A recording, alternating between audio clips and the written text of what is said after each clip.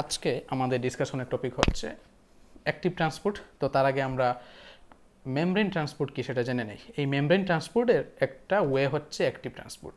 তো membrane transport হচ্ছে, আমরা গত ক্লাসে এটা নিয়ে আলোচনা করছি যদিও, তো তবু আমরা জেনে নেই যে এটা হচ্ছে কি আমাদের সেল মেমব্রেন। আমরা জানি যে ইউক্যারিওটিক যে সেলগুলো আছে তাদের সেল মেমব্রেনটা হচ্ছে ফসফোলিপিড বাইলেয়ার দিয়ে তৈরি। ফসফোলিপিড বাইলেয়ার মানে কি, বাইরের দিকে এরকম দুইটা লেয়ার থাকবে, প্রতিটা লেয়ার এরকম একটা ফসফেট মাথা এবং ফ্যাটি অ্যাসিড লেজ দিয়ে তৈরি।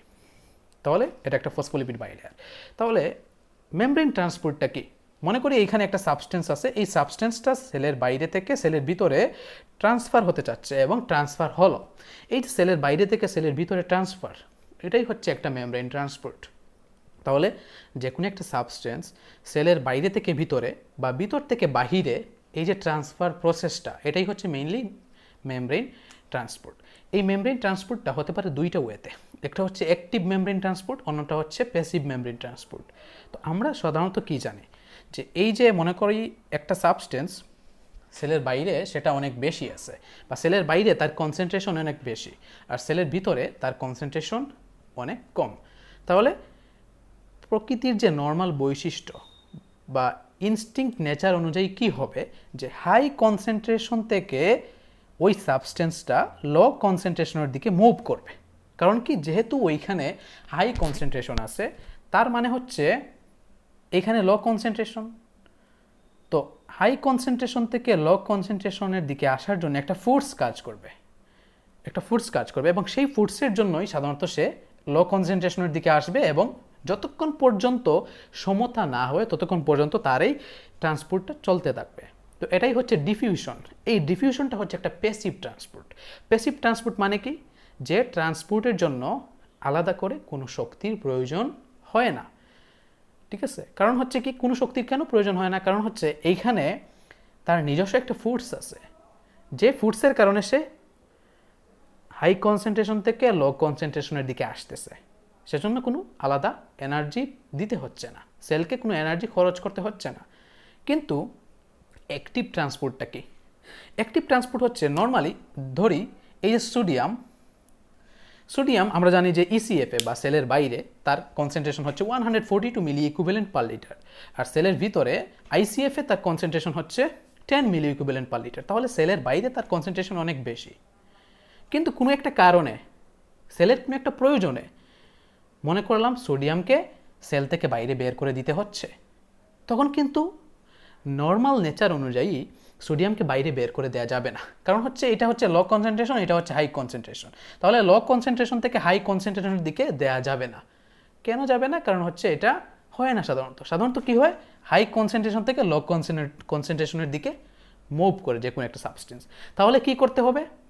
তাহলে যদি লো কনসেন্ট্রেশন থেকে হাই কনসেন্ট্রেশনের দিকে সোডিয়ামকে মুভ করাতে হয় বা যে কোনো একটা সাবস্টেন্সকে ট্রান্সফার করতে হয়, তাহলে এই যে এই সেলকে আলাদা শক্তি খরচ করতে হবে বা এটিপি খরচ করতে হবে। এই যে প্রসেসটা এইটাই হচ্ছে অ্যাক্টিভ ট্রান্সপোর্ট। অ্যাক্টিভ ট্রান্সপোর্ট কেন বলা হচ্ছে? কারণ এইখানে আলাদা এটিপি খরচ করতে হচ্ছে। কেন খরচ করতে হচ্ছে? কারণ হচ্ছে আমরা কনসেন্ট্রেশন গ্রেডিয়েন্টের এগেইনস্টে কাজ করছি, সেজন্য সেল আলাদাভাবে এটিপি খরচ করবে। এটাই হচ্ছে মেইনলি অ্যাক্টিভ ট্রান্সপোর্ট। তাহলে অ্যাক্টিভ ট্রান্সপোর্টের ডেফিনিশনটা যদি আমরা বলতে চাই তাহলে কি বলবো, যে the transfer of a substance from inside to outside or from outside to inside against the concentration gradient with the help of energy or with the active expenditure of energy, সেটাই হচ্ছে কি অ্যাক্টিভ ট্রান্সপোর্ট। এনার্জির সাহায্যে low concentration থেকে high কনসেন্ট্রেশনে transfer করা। তাহলে active transport, আমরা কিছু অ্যাক্টিভ ট্রান্সপোর্ট, যে কিছু ক্যারিয়ার প্রোটিনের সাহায্যে যে অ্যাক্টিভ ট্রান্সপোর্টগুলো ঘটে সেগুলো আমরা জানার চেষ্টা করব, বা সেল মেমব্রেনের মধ্যে কী কী অ্যাক্টিভ ট্রান্সপোর্ট প্রসেস আছে। তো প্রথমত হচ্ছে আমরা যেটা জানার চেষ্টা করব সেটা হচ্ছে সোডিয়াম পটাশিয়াম এটিপিএইচ। এই সোডিয়াম পটাশিয়াম এটিপিএইচ এটাই হচ্ছে একটা অ্যাক্টিভ ট্রান্সপোর্ট প্রসেস। তো এই অ্যাক্টিভ ট্রান্সপোর্ট প্রসেস আবার এটাকে দুই ভাগে ভাগ করা যায়, একটা হচ্ছে প্রাইমারি অ্যাক্টিভ ট্রান্সপোর্ট প্রসেস, একটা হচ্ছে সেকেন্ডারি অ্যাক্টিভ ট্রান্সপোর্ট প্রসেস। তো কিন্তু আজকে আমাদের ডিসকাশনের বিষয়টা সীমাবদ্ধ প্রাইমারি অ্যাক্টিভ ট্রান্সপোর্ট প্রসেসের মধ্যেই। নেক্সট ভিডিওতে আমি আশা করি সেকেন্ডারি অ্যাক্টিভ ট্রান্সপোর্ট প্রসেস নিয়ে আমরা কিছুটা আলোচনা করব। তো এই যে সোডিয়াম পটাশিয়াম এটিপিএইচ, এই সোডিয়াম পটাশিয়াম এটিপিএইচ এর কাজটা কি? এই সোডিয়াম পটাশিয়াম এটিপিএইচ এর কাজটা কি? নর্মালি আমরা কি জানি? আমরা নর্মালি জানি হচ্ছে এই যে সেলের ভিতরে হচ্ছে সোডিয়ামের কনসেন্ট্রেশন কম, কিন্তু সেলের বাইরে তার কনসেন্ট্রেশনটা অনেক বেশি। আবার পটাশিয়ামের কনসেন্ট্রেশন সেলের বাইরে কম, সেলের ভিতরে অনেক বেশি। তাহলে নর্মাল নেচার অনুযায়ী কী হওয়ার কথা ছিল? সোডিয়াম বাইরে থেকে ভিতরে আসবে, পটাশিয়াম ভিতর থেকে বাইরে যাবে, এটাই হওয়ার কথা ছিল। কিন্তু আমরা এখানে সোডিয়াম পটাশিয়াম এটিপিএইচ প্রাইমারি অ্যাক্টিভ ট্রান্সপোর্টের মাধ্যমে কি করব? আমরা এই প্রসেসটাকে উল্টিয়ে দিব। আমরা কি করব? সোডিয়াম সেলের ভিতরে কম হওয়া সত্ত্বেও কনসেন্ট্রেশন গ্রেডিয়েন্টের অপোজিটে কাজ করে আমরা সোডিয়ামকে বাইরে বের করে দিব, এবং পটাশিয়াম সেলের বাহিরে কম হওয়া সত্ত্বেও আমরা পটাশিয়ামকে সেলের ভিতরে নিয়ে আসবো। কিসের মাধ্যমে? সোডিয়াম পটাশিয়াম এটিপিএইচ এর মাধ্যমে। তাহলে এটা কীভাবে হয়, এই প্রসেসটা আমরা একটু জানার চেষ্টা করি, এবং এই যে এটিপিএইচ, সোডিয়াম পটাশিয়াম এটিপিএইচ, এটার ইম্পর্টেন্সটা কি একটু ভালো করে লক্ষ্য করলে আমরা সেটা ভালো করে বুঝতে পারবো আশা করি। তো এই যে সোডিয়াম পটাশিয়াম এটিপিএইচ, এটার যে ক্যারিয়ার প্রোটিন বা ক্যারিয়ার প্রোটিন কমপ্লেক্স, এটা হচ্ছে মেইনলি দুইটা সাব ইউনিট থাকে, একটা হচ্ছে এ সাব ইউনিট, অন্যটা হচ্ছে বি সাব ইউনিট। তো এই যে এ সাব ইউনিটের মধ্যে বাইরের দিকে দুইটা বাইন্ডিং সাইড থাকে, ওই দুইটা বাইন্ডিং সাইডে পটাশিয়াম আয়ন এসে বাইন্ড করে, আর ভিতরের দিকে প্রায় 4টা বাইন্ডিং সাইড থাকে। তো 4টা বাইন্ডিং সাইডে 3টা বাইন্ডিং সাইডে হচ্ছে সোডিয়াম এসে বাইন্ড করে, আর অন্য একটা বাইন্ডিং সাইডে এটিপিএইচ নামক একটা এনজাইম বাইন্ড করে। তো এগুলার কাজ কি? তো এখন হচ্ছে আরও একটা সাব ইউনিট থাকে, বি সাব ইউনিট। তো এই বি সাব ইউনিটের কাজ পুরোপুরিভাবে এখনও জানা যায় নাই, তবে অনেকে মতামত দেন যে এই যে বি সাব ইউনিট, এই বি সাব ইউনিটটার কাজ হচ্ছে এই যে সেল মেমব্রেন, এই সেল মেমব্রেনের সাথে এই যে ক্যারিয়ার প্রোটিন কমপ্লেক্স আছে, এই ক্যারিয়ার প্রোটিন কমপ্লেক্সকে সেল মেমব্রেনের সাথে অ্যাঙ্কর করে রাখা, এটাই হচ্ছে বি সাব ইউনিটের কাজ। তো এখন কি হবে? এই যে সোডিয়াম পটাশিয়াম এটিপিএইচ আছে, তার ভিতরের দিকে যে 3টা বাইন্ডিং সাইট এবং বাইরের দিকে যে 2টা বাইন্ডিং সাইট, ভিতরের দিকে যখন 3টা সোডিয়াম ওই বাইন্ডিং সাইটে এসে কি করবে? ওই বাইন্ডিং সাইটগুলোতে এসে বাইন্ড করবে, এবং বাইরের দিকে পটাশিয়ামগুলো যখন বাইন্ডিং সাইটে এসে বাইন্ড করবে, বাইন্ড করার সাথে সাথে এই যে এটিপিএইচ এনজাইম, এই এটিপিএইচ এনজাইমটা অ্যাক্টিভেট হবে, এবং এই এটিপিএইচ এনজাইমটা কি করবে? সে অ্যাক্টিভেট হয়ে সে সেলের ভিতরের এটিপিকে কাজে লাগিয়ে এটিপি থেকে কি তৈরি করবে? এডিপি এবং ইনঅর্গানিক ফসফেট। তাহলে এই এটিপিএইচটা যখনই অ্যাক্টিভেট হবে, সে এটিপি থেকে কি তৈরি করবে? এডিপি এবং ইনঅর্গানিক ফসফেট তৈরি করবে। আর যখনই এটিপিটা ভেঙে এডিপি এবং ইনঅর্গানিক ফসফেট তৈরি হবে, তখন এই যে ক্যারিয়ার প্রোটিন কমপ্লেক্স আছে, এই ক্যারিয়ার প্রোটিন কমপ্লেক্সটা ফ্লিপ করবে বা ঘুরে যাবে। সেটা কি হবে? ঘুরে যাবে। তাহলে এটা যদি ঘুরে যায়, তাহলে কি হবে? এই যে 3টা বাইন্ডিং সাইড আছে সোডিয়ামের, এই 3টা সোডিয়াম ওই দিকে মুভ করবে, উপরের দিকে উঠে যাবে, আর এই যে 2টা পটাশিয়াম আছে, এই 2টা পটাশিয়াম নিচের দিকে মুভ করবে, কারণ হচ্ছে এটা ফ্লিপ করে পটাশিয়ামটা নিচে চলে আসবে আর সোডিয়ামগুলা উপরে চলে যাবে, মানে হচ্ছে একটা কনফরমেশনাল চেঞ্জ হবে এই যে ক্যারিয়ার প্রোটিন কমপ্লেক্সের মধ্যে। তাহলে কি হচ্ছে? সোডিয়াম পটাশিয়াম এটিপিএইচ এর মাধ্যমে কি হচ্ছে? সোডিয়াম পটাশিয়াম এটিপিএইচ এর মাধ্যমে আমরা 3টা সোডিয়াম আয়নকে সেলের বাইরে বের করে দিচ্ছি, আর 2টা পটাশিয়াম আয়নকে সেলের ভিতরে নিয়ে আসতেছি। তাহলে কি হলো? তাহলে 3টা পজিটিভ চার্জ সেলের বাইরে চলে যাচ্ছে, আর 2টা পজিটিভ চার্জ সেলের ভিতরে আসতেছে। তাহলে কি হচ্ছে? সেলের ভিতর থেকে একটা পজিটিভ চার্জ লস হচ্ছে, কারণ হচ্ছে যেহেতু সেলের বাহির থেকে আমরা 2টা পজিটিভ চার্জ নিয়ে আসতেছি এবং সেলের ভিতর থেকে 3টা দিচ্ছি, এর মানে হচ্ছে সেলের ভিতর থেকে কি হচ্ছে? একটা পজিটিভ চার্জ লস হচ্ছে। তাহলে এই সেলের ভিতর থেকে একটা পজিটিভ চার্জ লস হওয়ার কারণ কি এবং এটার উপকারটা কি, এটার যে গুড ফিডব্যাক সেটা কি, সেটা নিয়ে আমরা এখনই জানার চেষ্টা করব। তো এখন সবচেয়ে গুরুত্বপূর্ণ যে বিষয়টা সেটা হচ্ছে কি, যে এই যে সোডিয়াম পটাশিয়াম এটিপিএইচ, এইটার ইম্পর্টেন্সটা কি? এই সোডিয়াম পটাশিয়াম এটিপিএইচ এর ইম্পর্টেন্সটা হচ্ছে যে আমাদের যে সেল আছে, আমরা নর্মালি এটা জানি যে এই যে সেল, যে কোনো একটা সেল, তো এই সেলের ভিতরে নর্মালি হচ্ছে প্রোটিন অনেক বেশি থাকে। কি থাকে? প্রোটিন অনেক বেশি থাকে। তো এই যে এই প্রোটিনগুলো হচ্ছে নেগেটিভলি চার্জড। এই প্রোটিনগুলোর চার্জ কি? Negative charge. তো এই প্রোটিনগুলোর হচ্ছে আকার অনেক বড়, বা তারা হচ্ছে অনেক লার্জ হয়, তাদের সাইজ অনেক লার্জ হয়, যেজন্য তারা খুব সহজেই সেল থেকে বাইরে বেরিয়ে যেতে পারে না। যার ফলে কি হয়, এই প্রোটিনগুলো যেহেতু নেগেটিভলি চার্জড, তারা কি করে সেলের বাইরের বা ইসিএফ এর মধ্যে, এক্সট্রা সেলুলার ফ্লুইডের মধ্যে যে পজিটিভ চার্জগুলো আছে, ওই পজিটিভ চার্জগুলোকে সেলের ভিতরের দিকে অনেক বেশি অ্যাট্রাক্ট করে, সেলের ভিতরের দিকে অনেক বেশি অ্যাট্রাক্ট করে। যার ফলে কি হয়, এই যে প্রোটিনগুলা তারা হচ্ছে নেগেটিভ, তাহলে তারা পজিটিভ সেলের ভিতরে চার্জগুলোকে অ্যাট্রাক্ট করতেছে। যার ফলে কি হচ্ছে, ওই পজিটিভ চার্জগুলো যখন ডিফিউশনের মাধ্যমে সেলের ভিতরে প্রবেশ করবে, তারা এই চার্জগুলোর সাথে সাথে তারা সাথে ওয়াটার নিয়ে আসবে সেলের ভিতরে। এটাই হচ্ছে নর্মাল প্রসেস। এখন যদি এই পজিটিভ চার্জগুলা সেলের ভিতরে আসতে থাকে প্রোটিনের অ্যাট্রাকশনের জন্য এবং সাথে ওয়াটার নিয়ে আসে, তাহলে একটা কনসিকুয়েন্সটা কী হবে, এই যে সেলের ভিতরে ওয়াটার অনেক বেশি জমা হয়ে যাবে এবং সেল সুয়েলিং হয়ে সেলটা আস্তে আস্তে বার্স্ট করবে। এটাই হচ্ছে সেল ব্রাস্টিং হবে, ঠিক আছে, বা সেলটা ফেটে যাবে, সেল সুয়েলিং হবে। কিন্তু এই যে প্রসেসটা, এই কনসিকুয়েন্সটা প্রিভেন্ট করে হচ্ছে এই সোডিয়াম পটাশিয়াম এটিপিএইজ। কেন, কিভাবে প্রিভেন্ট করে, সেটা হচ্ছে এই সোডিয়াম পটাশিয়াম এটিপিএইজ, এই এটিপিএইজের মাধ্যমে সেলের ভিতর থেকে 3টা সোডিয়াম বের হয়ে যায় এবং 2টা পটাশিয়াম প্রবেশ করে, এবং সেলের ভিতর থেকে কি হয়, সেলের ভিতর থেকে একটা পজিটিভ চার্জ লস হয়, একটা পজিটিভ চার্জ লস হয়। এখন এই যে সোডিয়ামটা সেলের ভিতর থেকে এই সোডিয়াম পটাশিয়াম এটিপিএইজের মাধ্যমে বাইরে বেরিয়ে গেল, এই সোডিয়ামটা খুব সহজেই সেলের ভিতরে আর প্রবেশ করতে পারে না। কেন প্রবেশ করতে পারে না? কারণ হচ্ছে যে এই যে সেল মেমব্রেনের প্রতি সোডিয়াম চার্জটা কম পারমিয়েবল, মানে সোডিয়াম চার্জ তারা বেশি পারমিয়েবল না সেল মেমব্রেনের প্রতি। কিন্তু পটাশিয়ামটা যদি সেলের বাইরে থাকতো, তাহলে তারা খুব সহজেই এই প্রোটিনের অ্যাট্রাকশনের জন্য তারা খুব সহজেই সেলের ভিতরে প্রবেশ করতে পারতো এবং সাথে অনেকগুলো ওয়াটার নিয়ে আসতো। কিন্তু এই পটাশিয়ামগুলোকে আমরা কি করতেছি, এই সোডিয়াম পটাশিয়াম এটিপিএইজের মাধ্যমে আমরা আগেই ভিতরে ঢুকিয়ে নিচ্ছি এবং সোডিয়ামকে বাইরে বের করে দিচ্ছি। কেন বাইরে বের করে দিচ্ছি? কারণ হচ্ছে সোডিয়াম লেস পারমিয়েবল, তারা বাইরে যদি বেশিও থাকে, ইসিএফে যদি তারা বেশিও থাকে, তারা প্রোটিনের অ্যাট্রাকশনের জন্য তারা সেলের ভিতরে কম আসতে চাইবে। কারণ কি, তারা এই যে সেল মেমব্রেন দিয়ে তারা বেশি পারমিয়েবল না, পটাশিয়ামের মতো বেশি পারমিয়েবল না। পটাশিয়াম হচ্ছে সেল মেমব্রেনের মধ্য দিয়ে অনেক বেশি পারমিয়েবল। তাহলে এই সোডিয়াম পটাশিয়াম এটিপিএইজ কি করতেছে, সে যে সেলটা ফেটে যাওয়া থেকে সে আমাদের সেলকে রক্ষা করতেছে। তাহলে এটা হচ্ছে একটা গুরুত্বপূর্ণ ইনফরমেশন। তারপর হচ্ছে আর কি, আমাদের যে সেল, এই সেলটা হচ্ছে সবসময় সেলের ইনসাইডটা সবসময় কি থাকে, নেগেটিভ থাকে।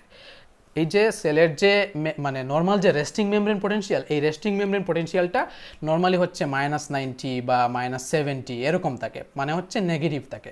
তো এই যে সোডিয়াম পটাশিয়াম পাম্প, সেটা কি করে, সেলের ভিতর থেকে অবিরাম একটা প্লাস চার্জ বা একটা ধনাত্মক চার্জ সেলের ভিতর থেকে লস হচ্ছে কিসের মাধ্যমে, সোডিয়াম পটাশিয়াম পাম্পের মাধ্যমে। তাহলে সে এই সোডিয়াম পটাশিয়াম পাম্পটা আমাদের সেলের ভিতরটা নেগেটিভ রাখতে হেল্প করতেছে। এখন হচ্ছে মানে এখানে আমি একটা জোকস বলি, এই জোকসটা হচ্ছে যে নর্মালি সবাই বলে যে বি পজিটিভ। আমরা পজিটিভ কিভাবে হব? আসলে আমাদের বডির মধ্যে যে ট্রিলিয়ন সেলগুলো আছে, ওগুলো আসলেই তো সবগুলোই তো নেগেটিভ। তো আমাদের ইনস্টিংক্ট নেচার হচ্ছে আমরা জন্মগতভাবেই হচ্ছে নেগেটিভ, তো আমাদের জন্য পজিটিভ হওয়া অনেক কষ্টের। মানে এটা আমার একটা ফ্রেন্ড বলছিল, এটা হচ্ছে জাস্ট একটা জোকস, সিরিয়াসলি নিবেন না কেউ, ঠিক আছে। তারপর হচ্ছে আমরা এই সোডিয়াম পটাশিয়াম এটিপিএইজ নিয়ে জানলাম। এখন এইটাকে কিভাবে স্টিমুলেট করা যায় এইটা একটু জানার চেষ্টা করি। এই যে সোডিয়াম পটাশিয়াম এটিপিএইজ, এই এটিপিএইজকে কারা কারা স্টিমুলেট করে বা কারা কারা এর ফাংশনটা ইনক্রিজ করতে হেল্প করে, যেমন T3, T4 হরমোন, থাইরয়েড হরমোনগুলা সোডিয়াম পটাশিয়াম এটিপিএইজের কার্যক্রমকে বাড়িয়ে দেয়। তারপর হচ্ছে ইনসুলিন কি করে, সোডিয়াম পটাশিয়াম এটিপিএইজের কাজকে বাড়িয়ে দেয়। কিন্তু এই যে সোডিয়াম পটাশিয়াম এটিপিএইজ, তার কাজকে ব্লক করে দেয়, ইনহিবিট করে দেয় হচ্ছে ডাইজক্সিন নামের একটা মেডিকেশন, ডাইজক্সিন নামক একটা কেমিক্যাল। তো এই ডাইজক্সিনটা নর্মালি হচ্ছে ওই হার্টের পেশেন্টদের ক্ষেত্রে ওইটা ইউজ হয়। তবে এই ডাইজক্সিনের ফাংশনটা কি, সে কীভাবে কাজ করে, সে প্রথমত হচ্ছে সোডিয়াম পটাশিয়াম এটিপিএইজকে ব্লক করে, এই ব্লক করার মাধ্যমে সে সেলের ভিতরে ক্যালসিয়াম বাড়িয়ে দেয়। কীভাবে ক্যালসিয়াম বাড়িয়ে দেয় সেটা আমরা পরে জানবো আমাদের নেক্সট ভিডিওগুলোতে। তো আমরা সোডিয়াম পটাশিয়াম এটিপিএইজ নিয়ে কিছুটা জানার চেষ্টা করলাম। তো এখন আমরা যে জিনিসটা নিয়ে জানার চেষ্টা করব, আমরা H+ এটিপিএইজ নিয়ে আমরা কিছুটা জানার চেষ্টা করব। তো এখন আমরা এইচ প্লাস এটিপিএইচ নিয়ে কিছু জানার চেষ্টা করবো। সেটা হচ্ছে এই যে এইচ প্লাস এটিপিএইচ, এটা হচ্ছে একটা primary active transport. Primary active transport মানে কি, এখানে এনার্জিকে কাজে লাগিয়ে এই এইচ প্লাসকে সেলের ভিতর থেকে বাইরে বের করে দেওয়া হচ্ছে। কিন্তু এই এইচ প্লাসটা নর্মালি সেলের ভিতর থেকে বাইরে যাবে না, কারণ হচ্ছে সেলের ভিতরে এইচ প্লাসের কনসেন্ট্রেশন কম, কিন্তু আমরা এনার্জিকে কাজে লাগিয়ে এইচ প্লাসকে বাইরে বের করে দিব। তো এই যে এইচ প্লাস এটিপিএইচ, এটা নর্মালি হচ্ছে gastric parietal sell. Gastric parietal sell মানে হচ্ছে আমাদের স্টোমাকের ভিতরে যে প্যারাইটাল সেলগুলো আছে, এই প্যারাইটাল সেলের ভিতরে নর্মালি হচ্ছে, বা প্যারাইটাল সেলের যে সেল মেমব্রেন, ওইখানে এইচ প্লাস এটিপিএইচগুলা বেশি পাওয়া যায়। তো এই এইচ প্লাস এটিপিএইচ কেন, সেটা কিভাবে কাজ করে? নর্মালি হচ্ছে আমরা জানি যে আমাদের স্টোমাকের ভিতরে বা আমাদের গ্যাস্ট্রিক লুমেনে এখানে কি উৎপন্ন হয়, হাইড্রোক্লোরিক অ্যাসিড বা HCl উৎপন্ন হয়। তো এই HCl উৎপন্ন করার জন্য কি প্রয়োজন? H প্লাস বা প্রোটন প্রয়োজন। ঠিক আছে, কি প্রয়োজন? প্রোটন প্রয়োজন। তো এই গ্যাস্ট্রিক প্যারাইটাল সেলের মধ্যে যে প্রোটনগুলো উৎপন্ন হয়, ওই প্রোটনগুলোকে কি করা প্রয়োজন? তাহলে এই প্রোটনগুলোকে গ্যাস্ট্রিক লুমেনের মধ্যে ট্রান্সফার করা প্রয়োজন। সেজন্য আমাদের এগেইনস্ট আ কনসেন্ট্রেশন গ্রেডিয়েন্ট কাজ করে আমাদের শক্তিকে কাজে লাগিয়ে এই H প্লাসকে কী করতে হয়? ট্রান্সফার করতে হয়। তো এই যে H প্লাস এটিপিএইচ, এটার হচ্ছে ভিতরে দুইটা বাইন্ডিং সাইট থাকে। একটা বাইন্ডিং সাইট হচ্ছে H প্লাসের জন্য, আর অন্য একটা বাইন্ডিং সাইট হচ্ছে এটিপিএইচ এনজাইমের জন্য। যখনই H প্লাস এইখানে বাইন্ড করবে, তখন সাথে সাথে এই এটিপিএইচ এইটা অ্যাক্টিভ হয়ে যাবে। এই এটিপিএইচটা যদি অ্যাক্টিভ হয়ে যায়, তাহলে কি হবে? এই এটিপিএইচটা এটিপিকে ভেঙে কি তৈরি করবে? এডিপি এবং ইনঅর্গানিক ফসফেট। যখনই এটিপিটা ভেঙে যাবে এবং এডিপি এবং ইনঅর্গানিক ফসফেট তৈরি হবে, তখনই সাথে সাথে এই যে ক্যারিয়ার প্রোটিন কমপ্লেক্স আছে, এই ক্যারিয়ার প্রোটিনের মধ্যে কনফরমেশনাল চেঞ্জ হবে এবং এটা ফ্লিপ করে ঘুরে যাবে এবং H প্লাসটা অপোজিট সাইডে চলে আসবে। তাহলে এই H প্লাসটা কোথায় চলে আসলো? এখন গ্যাস্ট্রিক লুমেনে চলে আসলো। তারপর হচ্ছে এই যে parietal sell, gastric parietal sell, এই গ্যাস্ট্রিক প্যারাইটাল সেলে আরও একটা এটিপিএইচ থাকে। ওই এটিপিএইচ নিয়ে আমরা একটু জানার চেষ্টা করি। সেটা হচ্ছে হাইড্রোজেন পটাশিয়াম এটিপিএইচ। তো এই এটিপিএইচটা কীরকম? এখানে বাইরে একটা বাইন্ডিং সাইড থাকে, ওই বাইরের বাইন্ডিং সাইডে এসে বাইন্ড করে হচ্ছে পটাশিয়াম, ভিতরে যে বাইন্ডিং সাইড থাকে ওইখানে বাইন্ড করে হচ্ছে H প্লাস বা প্রোটন, আর আরও একটা বাইন্ডিং সাইড থাকে, ওইটা হচ্ছে এটিপিএইচের জন্য। তো যখনই বাইরের বাইন্ডিং সাইডে পটাশিয়াম বাইন্ড করবে আর ভিতরের বাইন্ডিং সাইডে H প্লাস বাইন্ড করবে, তখনই সাথে সাথে এটিপিএইচ অ্যাক্টিভেটেড হবে এবং সে কী করবে? এটিপিকে ভেঙে এডিপি এবং ইনঅর্গানিক ফসফেট তৈরি করবে, এবং যখনই এটিপিটা ভেঙে যাবে, এই ক্যারিয়ার প্রোটিন কমপ্লেক্সের মধ্যে একটা কনফরমেশনাল চেঞ্জ হবে এবং সেটা ফ্লিপ করে ঘুরে যাবে, এবং তাহলে H প্লাসটা চলে যাবে হচ্ছে সেলের বাইরে, মানে গ্যাস্ট্রিক লুমেনে। এই পটাশিয়ামটা চলে আসবে কোথায়? প্যারাইটাল সেলের মধ্যে। এই এক্সচেঞ্জটা হবে। এখন তাহলে H প্লাস যদি কি হয়, সেলের বাইরে চলে যায়, তাহলে আবার এই যে ক্লোরাইড আয়ন, এই ক্লোরাইড আয়নের সাথে H প্লাসটা কি হয়ে যোগ হয়ে কি তৈরি করবে? আমাদের HCl তৈরি করবে বা হাইড্রোক্লোরিক অ্যাসিড তৈরি করবে। এখন কোনো পেশেন্টের ক্ষেত্রে দেখা যায় যে এই যে গ্যাস্ট্রিক আলসারের পেশেন্ট, যাদের হচ্ছে অনেক বেশি যাদের হচ্ছে গ্যাস্ট্রিক আলসার ডেভেলপ করে, যাদের হচ্ছে HCl বেশি, গ্যাস্ট্রিক লুমেনে HCl বেশি জমা হয়ে যায়, তো তাদের জন্য একটা ট্রিটমেন্ট করা হয়। এই ট্রিটমেন্টটা কি? এই ট্রিটমেন্টটা হচ্ছে এই যে H প্লাস এটিপিএইচ, এটার নাম হচ্ছে প্রোটন পাম্প। এটার নাম কি? Proton pump. প্রোটন পাম্প কেন বলা হয়? কারণ হচ্ছে ওইটা এই এটিপিএইচের মাধ্যমে আমরা প্রোটনকে বা H প্লাসকে আমরা প্যারাইটাল সেল থেকে গ্যাস্ট্রিক লুমেনে কি করতেছি? এক্সচেঞ্জ করতেছি, ট্রান্সফার করতেছি। তো এই যে যখন গ্যাস্ট্রিক আলসার হয়, এই গ্যাস্ট্রিক আলসারের পেশেন্টদের একটা কি দেয়া হয়? একটা ট্যাবলেট, সাধারণত এটা ট্যাবলেট আকারে পাওয়া যায়, এটাকে বলে অমিপ্রাজল। তো অমিপ্রাজলগুলোর কাজ কি? অমিপ্রাজলগুলোকে বলা হয় এই প্রোটন পাম্প ব্লকার। তারা এই যে প্রোটন পাম্পটা আছে, এই পাম্পকে কি বলে? Proton pump. তারা এই প্রোটন পাম্পকে ব্লক করে দেয়। যদি প্রোটন পাম্পকে ব্লক করে দেয়, তাহলে কি হবে? এই পটাশিয়াম এবং H প্লাস তাদের ট্রান্সফার হবে না।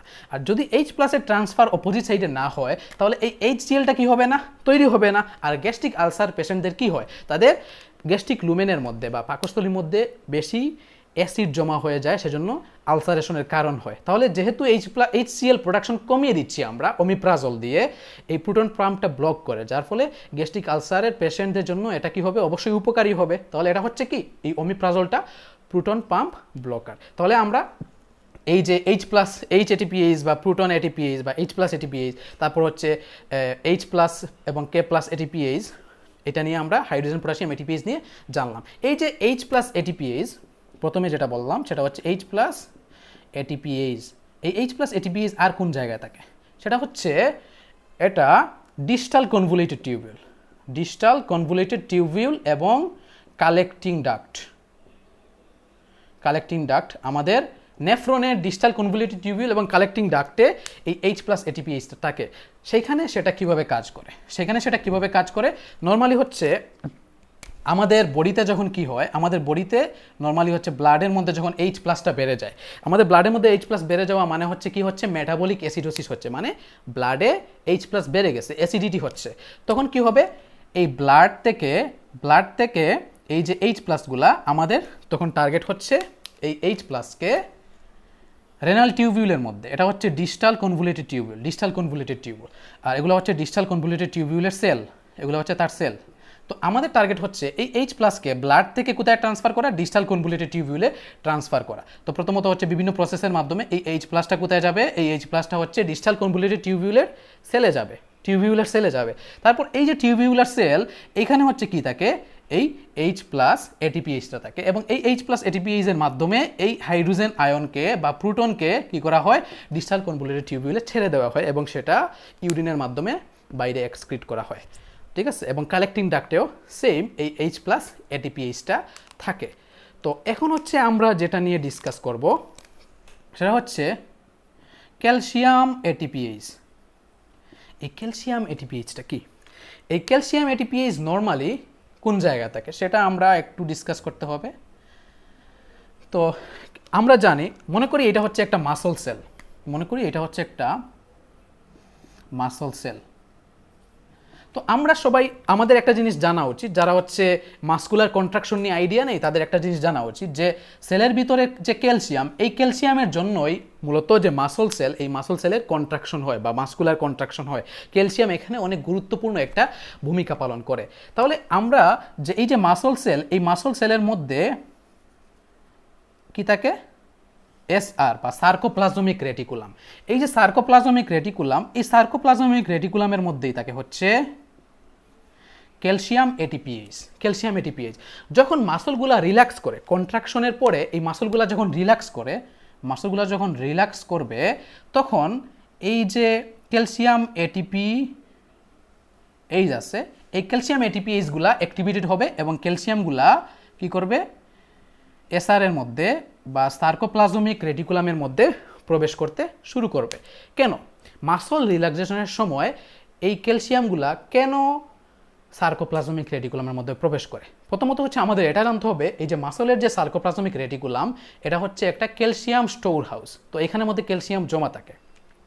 তো এই যে ক্যালসিয়াম, এই ক্যালসিয়ামগুলা যখন কি থাকে, আইসিএফ এর মধ্যে থাকে বা সেলের মধ্যে থাকে, সার্কোপ্লাজমিক রেটিকুলামের বাইরে থাকে, তখন তারা কি করে, তখন তারা মূলত কন্ট্রাকশন ঘটায়। তাহলে যদি সার্কোপ্লাজমিক রেটিকুলামের বাইরে অনেক বেশি ক্যালসিয়াম অ্যাভেলেবল থাকে, তখন কি হবে, কন্ট্রাকশন হবে।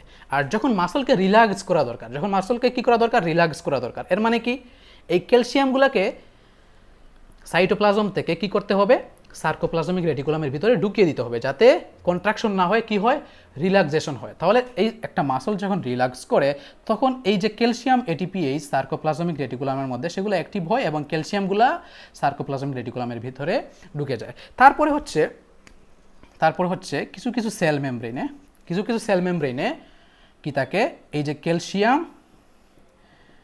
এটিপিএইচ থাকে। তো এই ক্যালসিয়াম এটিপিএইচ কিভাবে কাজ করে, সেম ওয়েতে এইখানে একটা বাইন্ডিং সাইট থাকবে, এই বাইন্ডিং সাইডে এসে ক্যালসিয়াম বাইন্ড করবে এবং এখানে থাকবে হচ্ছে একটা বাইন্ডিং সাইট যেখানে হচ্ছে এটিপিএইচ এসে বাইন্ড করবে। যখনই ক্যালসিয়াম এসে বাইন্ড করবে, তখন এটিপিএইচ অ্যাক্টিভেটেড হবে এবং সেটা কি করবে, এটিপি থেকে এডিপি এবং ইনঅর্গানিক ফসফেট তৈরি করবে। এবং এই যে ক্যালসিয়াম এটিপিএইচের যে প্রোটিন কমপ্লেক্স আছে, ক্যারিয়ার প্রোটিন কমপ্লেক্স, ওইটার মধ্যে চেঞ্জ হবে, কনফরমেশনাল চেঞ্জ হবে এবং এটা ফ্লিপ করবে এবং এই কনফরমেশনাল চেঞ্জটা হয়ে ক্যালসিয়ামটা সেলের বাইরে চলে আসবে। তবে এই ক্যালসিয়ামটা সেলের বাইরে চলে আসার জন্য মানে কারণটা কি? অনেক সময় দেখা যায় ক্যালসিয়াম সেলের বাইরে চলে না গেলে বা এই যে ক্যালসিয়াম এটিপিএস পাম্পটা আছে এই পাম্পের মধ্যে যদি কোনো সমস্যা দেখা দেয় তাহলে কিছু ডিজিজ হয়। এই ডিজিজগুলো কি? তাহলে এই যে ক্যালসিয়াম এটিপিএস, এই ক্যালসিয়াম এটিপিএসের জন্য মানে কি প্রবলেম হয়, এটা যদি মানে কাজ না করে বা এই ক্যালসিয়াম এটিপিএস চ্যানেলটা কোনো কারণে ইনঅ্যাক্টিভ হয়ে যায়, তাহলে কি হবে? তাহলে অনেক ক্ষেত্রে হতে পারে যে এই ক্যালসিয়ামটা ব্লাডের মধ্যে কমে যেতে পারে, ক্যালসিয়ামটা ব্লাডের মধ্যে কমে যেতে পারে। তাহলে এটাকে কি বলে? হাইপোক্যালসিমিয়া। ব্লাডের মধ্যে যদি ক্যালসিয়াম কমে যায় তাহলে এটা মাসল ক্রাম্পের একটা রিজন হতে পারে। তো মাসল ক্রাম্প কি? মাসল ক্রাম্প হচ্ছে যে এই যে মাসলগুলা, এই মাসলগুলা স্পাজম বা টুইচ করা, এগুলা কি হয়ে যায়? অনেক বেশি কন্ট্রাকশন করে, অটোমেটিকলি কন্ট্রাকশন করে, হঠাৎ করেই কন্ট্রাকশন করে। এগুলো হচ্ছে এই বিভিন্ন নার্ভের বেশি এক্সাইটেশনের কারণে হতে পারে। তো এই মাসল ক্রাম্প হতে পারে এই ক্যালসিয়াম এটিপিএস চ্যানেলটার জন্য যদি কোনো প্রবলেম হয়। তাহলে হচ্ছে এটাই হচ্ছে অ্যাক্টিভ ট্রান্সপোর্ট নিয়ে আমি কিছুটা আইডিয়া দেওয়ার চেষ্টা করলাম। তো অ্যাক্টিভ ট্রান্সপোর্ট নিয়ে আরও বিস্তারিত জানতে হলে আরও কিছু বুকস আছে বা আরও কিছু আর্টিকেলস আছে, এগুলো আমরা চেক করলে আশা করি আমরা এগুলো ভালো করে জানতে পারবো। তো নেক্সট যে ভিডিও, এখানে আমরা মানে প্রাইমারি অ্যাক্টিভ ট্রান্সপোর্ট নিয়ে জানার চেষ্টা করলাম, আমরা সেকেন্ডারি অ্যাক্টিভ ট্রান্সপোর্ট নেক্সট ভিডিওতে জানার চেষ্টা করবো ইনশাআল্লাহ। এবং সবার কেমন লাগলো ভিডিওটা অবশ্যই কমেন্টে মতামত জানাবেন। আসসালামু আলাইকুম।